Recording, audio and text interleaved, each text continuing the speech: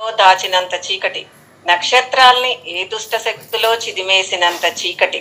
ఆ తమస్సును చీల్చుకుంటూ తిమిరం పైన సమరానికి బయలుదేరింది శ్రీకృష్ణ సమేత సత్యభామ. సత్య వెలుగుల ప్రతినిధి, నరకాసురుడు చీకటి ఏలిక. అంధకారం వెలుతురును భరించలేదు, కాంతి ఉనికిని కాసేపైనా తట్టుకోలేదు. ఆ అక్కసు కొద్దీ నరకుడు భామాదేవిని అనరాని మాటలన్నాడు. అబల చేతులు ఆయుధాల్ని సైతం పైకెత్తలేవని గేలి చేశాడు. బాలవంటూ బేలవంటూ ఎగతాళి చేశాడు. అప్పటికే పోరాడి అలసిన కృష్ణమూర్తికి కాస్తంత విశ్రాంతినిచ్చి తానే యుద్ధం చేసింది సాత్రాజితి. శర పరంపరతో నరకుడికి నరకం చూపింది. కాసేపటికి కృష్ణుడు కొత్త ఉత్సాహంతో బరిలోకి దిగాడు. సుదర్శన చక్రంతో అసురుడిని అంతం చేశాడు.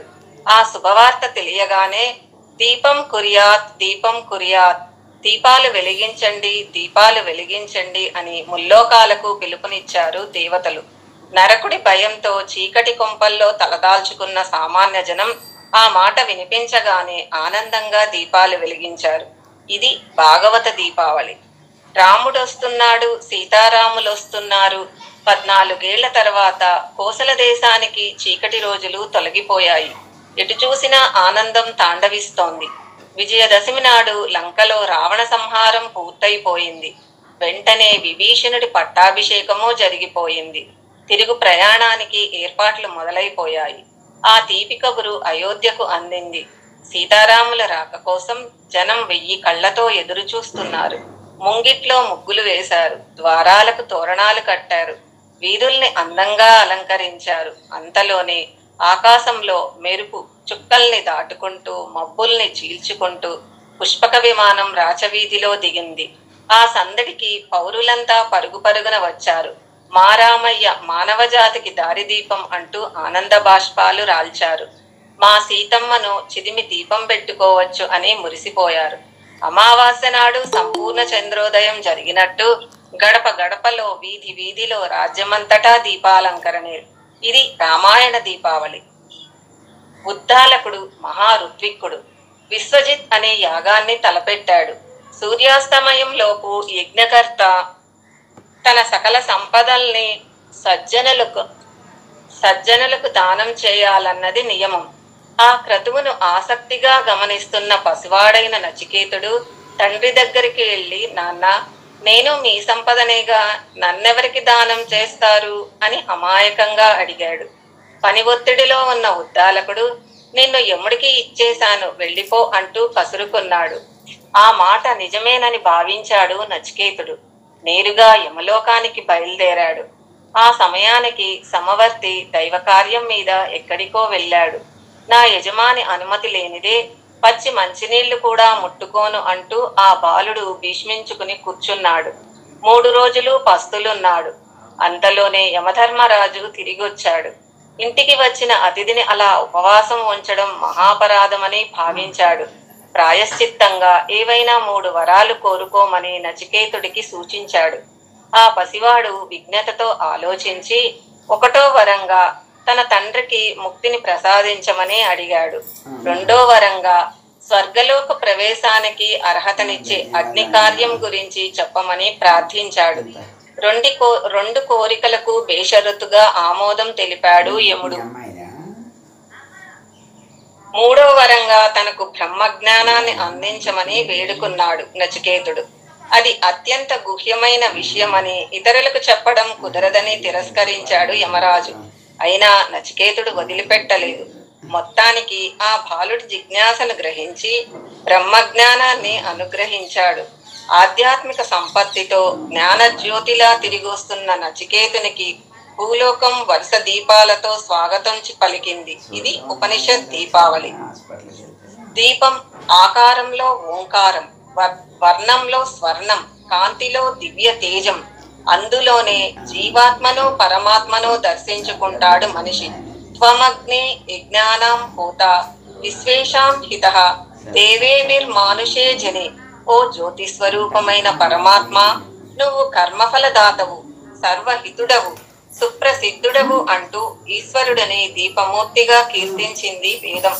సృష్టి ఆరంభంలో భూగోళమంతా ఓ మహాదీపంలా దేదీప్యమానంగా వెలిగేదని చెబుతుంది నారదీయ సూక్తం. సూర్యుడు మొదలు చిరుదీపం వరకు సమస్త కాంతులకు సృష్టికర్తే ఆధారం అంటుంది ఉపనిషత్తు. పూర్వం నుంచి మన పెద్దల తత్వచింతనకు దీపమే దారి చూపింది. అగ్ని ఉపాసన అత్యంత ప్రాచీనమైంది. ఇప్పటికీ కూడా కష్ట సుఖాల్లో, పండుగ పబ్బాల్లో, వ్రతాలు నోముల్లో, సభలు సమావేశాల్లో, చివరికి చావు పుట్టుకల సమయంలోనూ దీపం వెలగాల్సిందే. దీపం జ్యోతి పరబ్రహ్మ, దీపం సర్వతమోహరం, దీపేన సాధ్యతే సర్వం, సంధ్యాదీపం నమోస్తుతే అంటూ ప్రతి సంధ్యలోనూ దీపంలోని దివ్యాత్మకు ప్రణతులర్పిస్తుంది భారతీయత. పరమాత్మను జ్యోతిషాం జ్యోతి, దీపాలకే దీపం అని వర్ణిస్తుంది శాస్త్రం. రేపల్లెలోని గోపకాంతలు రోజు సాయంత్రం నందుడి ఇంటి దీపం నుంచే తమ దీపాల్ని వెలిగించుకుని వెళ్లేవారట. ఆ సమయంలో బాలకృష్ణుడి ముద్దు ముచ్చట్లను తిలకిస్తూ దీపం ముందు ఉన్నామన్న సంగతే మర్చిపోయేవారట. ఆ పరధ్యానం వల్ల కొన్నిసార్లు చేతులు చురుక్కుమనేవట. పరమాత్మ కోటి సూర్య ప్రబల అఖండ దీపమైతే ఆ తేజస్సుకు సూక్ష్మరూపం దేవుడి గూట్లోని చిరుదీపం. మనిషికి మొత్తం 24 మంది గురువులని చెబుతుంది అవధూత గీత. అందులో దీపము ఒకటి. నేర్చుకునే మనసు ఉండాలే కాని దీపమే దిక్సూచిగా మారి మనల్ని విలువల బాటలో నడిపిస్తుంది, వ్యక్తిత్వ కాంతిని విస్తరింపజేస్తుంది.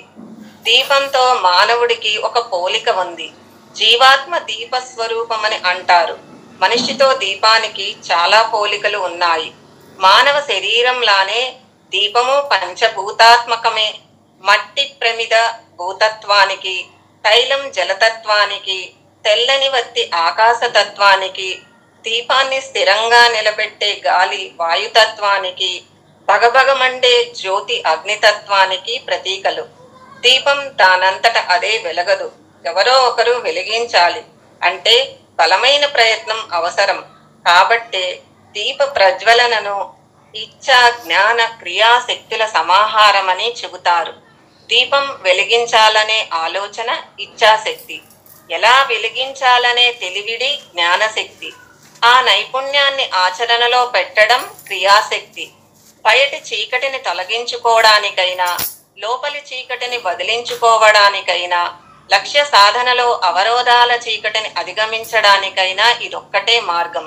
అంతర్జ్యోతిని వెలిగించుకునే ప్రక్రియను ఆధ్యాత్మిక పరిభాషలో సత్యోవబోధ అంటారు.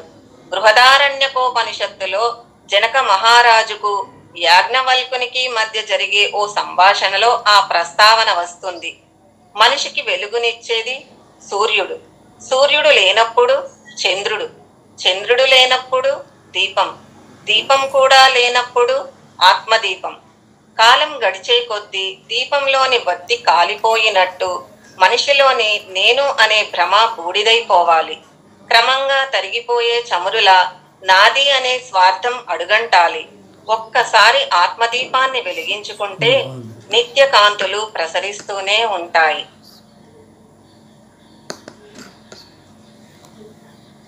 ఓం శ్రీ మాత్రే నమః.